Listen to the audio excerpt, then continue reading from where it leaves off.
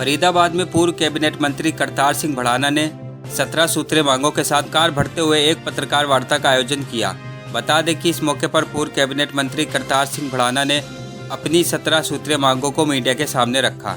इस दौरान उन्होंने मीडिया के सामने पत्रकार वार्ता के दौरान अपनी 17 सूत्रीय मांगे गिनवाते हुए कहा कि उनकी संघर्ष समिति की ये 17 सूत्रीय मांगे हैं। उन्होंने इस मौके पर कहा कि जो भी पार्टी उनकी 17 सूत्रीय मांगों को मानेगी उस पार्टी को उनकी संघर्ष समिति का समर्थन मिलेगा। वहीं उन्होंने कहा कि वह हरियाणा में घर घर जाकर अपनी 17 सूत्रीय मांगों को लेकर जाएंगे और सभी को अपनी मांगों से अवगत कराएंगे। वहीं पूर्व कैबिनेट मंत्री करतार सिंह भड़ाना ने मीडिया से बात करते हुए कहा कि आदमपुर सीट बिश्नोई परिवार की सीट है और उनकी जीत वहां होनी थी। वहीं उन्होंने इस सीट को लेकर हुड्डा के जोर लगाने के सवाल पर कहा कि उस सीट के लिए स्वर्गीय भजन लाल ने आदमपुर के लोगों के लिए बहुत कुछ किया है। इस सीट पर हुड्डा के जोर लगाने से वहां कुछ नहीं होने वाला था, क्योंकि कुलदीप बिश्नोई अपने बेटे को आगे करना चाहते थे, इसलिए इस सीट से कुलदीप बिश्नोई ने इस्तीफा दिया था। वहीं करतार भड़ाना ने कहा कि 2024 में उसी की जीत होगी जो उनकी 17 सूत्रीय मांगों को मानेगा, उसकी सरकार बनेगी। पूरी तो तभी होंगी जब सरकार करना चाहेगी। अभी तो हमने सरकार से मांगा है और हमें उम्मीद है कि कोई भी मुख्यमंत्री और कोई भी प्रधानमंत्री अपने देश के लिए कुछ ना कुछ करना चाहता है और हम ये एक ऐसा रास्ता लेके आए हैं जिससे राम राज आएगा, तो करना चाहेंगे और हम बताएंगे। जब वो हमसे पूछेंगे कि ये कैसे करना है, हम करना चाहते हैं पर इसके लिए जरिया कहाँ से आएगा, वो हम बताएंगे कि भाई इसको ऐसे कर लीजिए। जैसे मैंने अभी बताया आपको कि डीजल है हमारे यहाँ पे 5 रुपये अगर कम हो जाएगा तो अभी 20 करोड़ लीटर बिकता है, और जब 5 रुपये कम मिलेगा दूसरे स्टेट से तो वो 80 करोड़ लीटर बिकेगा। टर्नओवर जो हमारा प्रॉफिट है उसकी टर्नओवर बढ़ जाएगी, हमारा घाटा बराबर होगा। सबसे मुख्य तो ये है कि हर परिवार को, हरियाणा का जो निवासी है उसको 1 लाख रुपए तो उस कंडीशन पे, बिजली पे, पानी पे, हॉस्पिटल पे, स्कूल पे जो मेरी डिमांड है उनके साथ 1 लाख रुपया चाहिए। और अगर उन डिमांडों में कोई दिक्कत आती है, कोई बात होती है तो फिर मुझे 1.25 लाख चाहिए रोजगार के लिए। वो 1.25 लाख का रोजगार एक परिवार को दे।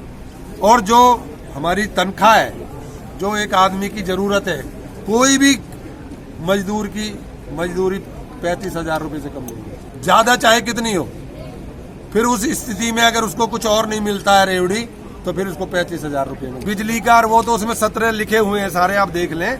लेकिन बिजली और ये कई बार जो है केजरीवाल जी कहते हैं ये रेवड़ी है, दूसरे कहते हैं ये रेवड़ी है। मैंने सोचा कि ये रेवड़ी में ना बट जाए तो मैं अपनी डिमांड साथ में रख देता हूँ। अगर ये रेवड़ी है इनमें कोई भी, तो उसकी बजाय हमें तो सीधी कि 20,000 लीटर उनने पानी का कहा, 300 यूनिट बिजली का कहा। वो बिल कभी जब इलेक्शन का दौर होता है उस टाइम में वो बिल नहीं देते, उस टाइम बिल नहीं आते, और जैसे ही इलेक्शन निकल जाता है फिर वो 300 से ऊपर का ही बिल आता है, नीचे का कोई आता ही नहीं। लेकिन 20,000 पानी का लीटर का जो फ्री तक है वो फ्री का बिल ही नहीं आता, 21,000 का आता है। इसलिए हमने लिखा है कि 300 तो फ्री सबको देनी होगी, चाहे कोई 500 जलाए, कोई 1000 जलाए, वो 300 से ऊपर के पैसे देगा। देखिए, भजन लाल जी का वो क्षेत्र रहा है, उनकी राजनीति का क्षेत्र है, वहाँ उन लोगों पे काम किए हैं, उनका वो एरिया है, तो वहाँ पे उनका जीत होनी चाहिए थी। ये कोई नई बात नहीं है कि वहाँ से वो जीतते ही आए। अपनी अपनी जगह है, हुड्डा अपनी जगह पे बात करे तो अच्छा लगता है। अब वो जगह है, वहाँ पे कितना ही जोर लगा ले, जो उनका एक घर है, जो उनकी परंपरा सीट है, जो जिसके लिए उनने हरियाणा के लिए जो भी किया वहाँ पे किया है, उस सीट के लिए लोगों को लगाया, तो वहाँ तो वो जीतने ही चाहिए थे। क्योंकि देखिए, कोई इससे कमज़ोर नहीं होता, कहीं पे कोई समीकरण होता है।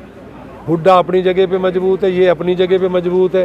हुड्डा एक पार्टी का अध्यक्ष है, ये अभी अध्यक्ष तो है नहीं, ये कोई अध्यक्ष तो है नहीं पार्टी के, ये तो भाई उनका बेटा है, खुद इस्तीफा दे के लड़ रहे हैं, तो उसमें कोई बात नहीं है। वो अभी आगे बेटा को करना चाहते हैं। देखिए, 24 में मैं आपको विश्वास दिला देता हूँ, जो ये 17 सूत्री लागू करेगा वो बनेगा। कमाल हुसैन की रिपोर्ट।